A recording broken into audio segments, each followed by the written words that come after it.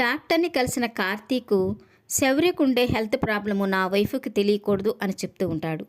ఇక డాక్టర్ అయితే children specialist 25 నిమిషాలు మాత్రమే ఉంటారు, తనకి వేరే సర్జరీ ఉంది, అర్జెంటుగా వెళ్ళాలి అని చెప్పడంతో ఇక కార్తీక్ అయితే దీపను తప్పించి శౌర్యని మాత్రమే డాక్టర్ దగ్గరికి ఎలా తీసుకెళ్లాలా అని ఆలోచిస్తూ ఉంటాడు. ఇక దీప డాక్టర్ ఏం చెప్పారో అని అడుగుతుంటే వెయిట్ చేయమన్నారు అని చెప్తూ ఉంటుంది.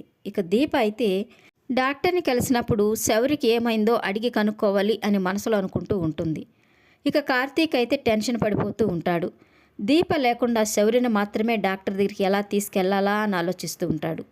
ఇక హాస్పిటల్ బయట కారులో వెయిట్ చేస్తూ ఉన్న జోష్న వేరే నంబర్తో దీపకు ఫోన్ చేస్తూ ఉంటుంది. ఇక దీప అయితే ఇదేదో కొత్త నంబర్ లాగుంది అని చెప్తుంటే ఇక కార్తీక్ అయితే ఫోన్ తీసి మాట్లాడు, ఎవరో తెలిసిన వాళ్లే అయ్యుంటారు అని చెప్తూ ఉంటాడు.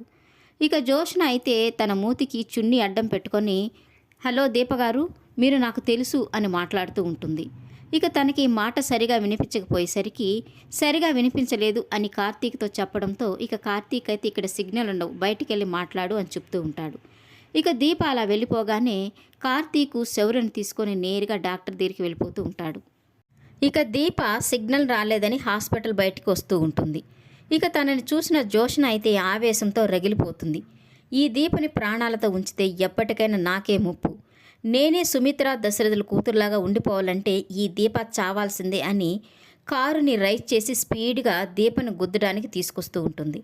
ఇక అక్కడికి వచ్చిన దాసు అయితే దీపను చూసి వారసురాలు ఇక్కడుందే అని అనుకుంటూ ఉంటాడు. ఇక తనను కలవడానికి వస్తూ ఉంటే ఇక తన వెనకనే కారు స్పీడ్గా రావడం చూసి ఎవరు దీపను గుద్దడానికి వస్తున్నారే అనుకుంటూ ఇక దీప అంటూ పరిగెత్తుకుంటూ దీప దగ్గరికి వెళ్తాడు. ఇక కారుని గమనించిన దీప దాసును చూడగానే బాబాయ్ అంటూ పక్కకు వస్తుంది. ఇక కారు నేరుగా వెళ్ళి ఒక చెట్టు గుద్దుకొని పొగలొస్తూ ఉంటాయి. ఇక అందరూ యాక్సిడెంట్ జరిగిందని కారు దగ్గరికి పరిగెత్తుకుంటూ వెళ్తూ ఉంటారు. ఇక దీప కూడా అదేదో మనకి తెలిసిన కారు లాగుంది, చూద్దాం రా బాబాయ్ అని దాసుని తీసుకొని అక్కడికి వెళ్తుంది. ఇక అక్కడే ఉన్న హాస్పిటల్ స్టాఫ్ అయితే అందరూ యాక్సిడెంట్ చేసుకొని హాస్పిటల్కి వస్తారు, ఈవిడ హాస్పిటల్కి వచ్చి యాక్సిడెంట్ చేసుకుంది అని అనుకుంటూ ఉంటారు. ఇక కారులో ఉన్న జోష్నను చూసి ఒక్కసారిగా దీప దాసు షాక్ అయిపోతూ ఉంటారు. ఇక తనని హాస్పిటల్లో జాయిన్ చేస్తారు. ఇక కార్తీకు డాక్టర్ని కలిసి శౌరికి ఏమైందా అని అడుగుతూ ఉంటాడు. శౌర్యని పరీక్షించిన డాక్టరు తను ఏ విషయంలోనైనా ఒత్తిడికి గురైతే తనకి బ్రెయిన్ స్ట్రోక్ రావచ్చు, అది చాలా ప్రమాదం, ఇప్పుడు చిన్నపిల్ల కాబట్టి సర్జరీ అవసరం లేకపోవచ్చు, కొన్ని మెడిసిన్స్ వాడిన తర్వాత చూద్దాము అని చెప్పడంతో ఇక కార్తీక్ అయితే ఒక్కసారిగా షాక్ అయిపోతూ ఉంటాడు.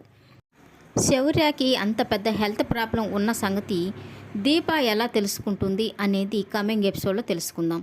ఈ వీడియో నచ్చినట్లయితే లైక్ చేయండి, సబ్స్క్రైబ్ చేయండి. Thank you for watching.